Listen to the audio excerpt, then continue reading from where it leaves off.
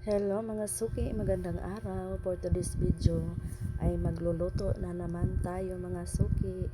Sana ay hindi po kayo magsasawang manood ng aking mga video dahil kahit paulit-ulit lang po ito mga suki.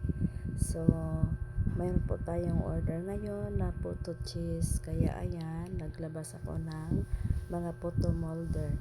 So matagal na nga po pala itong video na ito, nakastock lang sa aking gallery. So hindi ko na alam kung kailan ito na order mga suki, pero this January lang po ito mga suki. So nauna pa yung mga last na video ko, nauna ko pang ma-edit kaysa dito no, na stuck na kasi hindi ko na natabunan na ng mga bagong video. And then ngayon nag-scroll ako, nakita ko po ito. So, ayan, pinupunasan natin yung ating mga molder kasi medyo masilan kasi yung photo, bawal yung mayroong mga basa pa sa ating molder. Ano pagkatapos ay nilagyan ko na po ng ating photo mixture. So, ganito talaga kapag pumasok kayo sa ganitong negosyo. So, medyo hindi po siya madali mga suki, no? Pero dahil wala tayong ibang mapagkakakitaan habang nasa bahay, so ganito lang ang gawin natin, magpapa-order tayo ng mga kakanin, mga bilao na mga food, katulad dito food bilao package. Pwede rin namang hindi nyo gawing package, pwede rin namang mga single bilao lang din. So ayan po, nakasalang na yan is Biko. So, isa ito sa mga best seller ko guys. Yung 2-in-1 na kakanin, Biko at saka Maha na pinagsama sa iisang bilao. So, pasensyahan nyo na aking boses ngayon guys dahil medyo nabughat ang ating giti ngayon. Charot. Uso kasi dito yung anong tawag nito, yung ubo at saka sipon, pero wala akong sipon, parang may ano lang, matigas na ubo. So kaya nagpapahilot ako kagabi mga suki para gumaan-gaan yung ating pakiramdam. So ayun, halo-haloin lang din natin ang ating biko para mag-mix at mawala na yung at mag-well combine na yung sugar at ang ating malagkit. So, isa ito sa mga bestseller ko, mga guys, dahil marami pong nag-feedback na masarap po ang ating biko at maha. So, para makatipid, pwede nyong gawing 2-in-1 sa isang bilao. Sa isang bilao, dalawang kakanin na po. So, ayun mga suki, pinalitan ko yung ating sandok dahil itong isa kasi is non-stick, maganda siya gamitin, hindi dumidikit yung malagkit sa ating panandok. Ayan kaya lang pag maramihan na po yung gagawin ko, so dahil maiksi lang yung ating sandok na yan, so hindi na niya kakayanin, kaya pwedeng yung metal yung gamitin natin, medyo matibay yon pag maramihan na yung ating anong tawag nito, ukayin sa Bisaya, o ukayin. Pasensya na kasi Bisaya ako.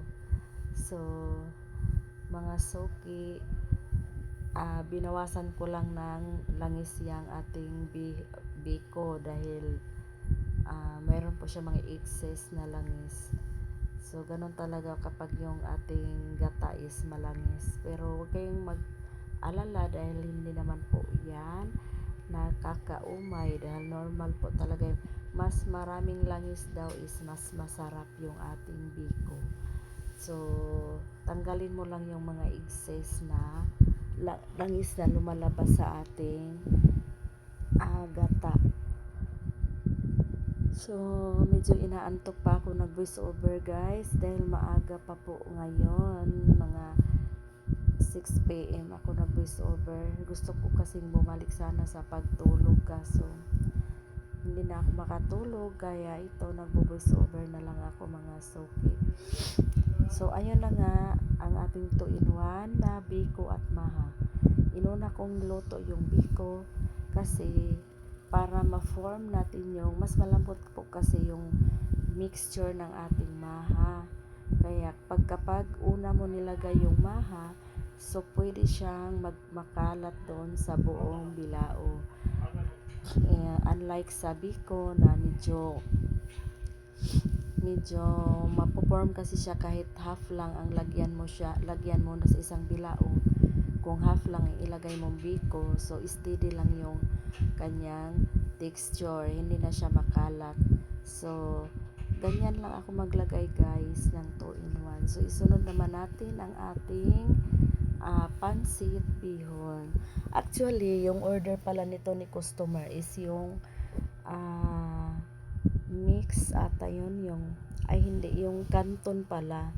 Kaso ang nakalagay kasi sa kanyang message is pansit. So ang pagkakaintindi ko ay bihon, wala kasi nakalagay na canton sa dulo.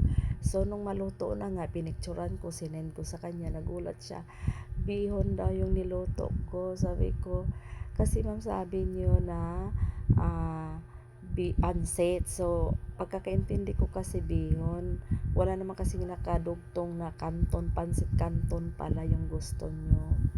So sorry na po, pero dahil mabait naman yung ating customer, so okay, for the go na lang siya kasi naluto na natin, no? So importante din pala, isang lesson learned po ito sa akin. Importante din palang tatanungin natin si customer kung anong pansit yung gusto niya, bihon ba or canton. So wala namang problema sa price guys, dahil yung naibigay kong quotation sa kanya is price naman sa bihon. So walang nagbabago po doon. So ayan, ang ating 2-in-1 biko maha, talagang nakakatakam.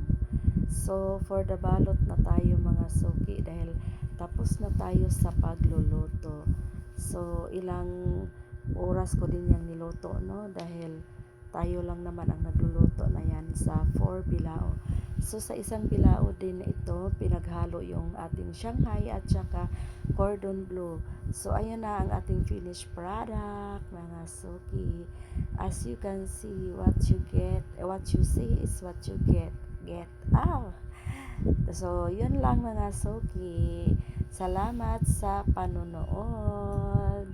Hanggang sa next natin na video, sana ay hindi kayo magsasawang manood sa aking mga video.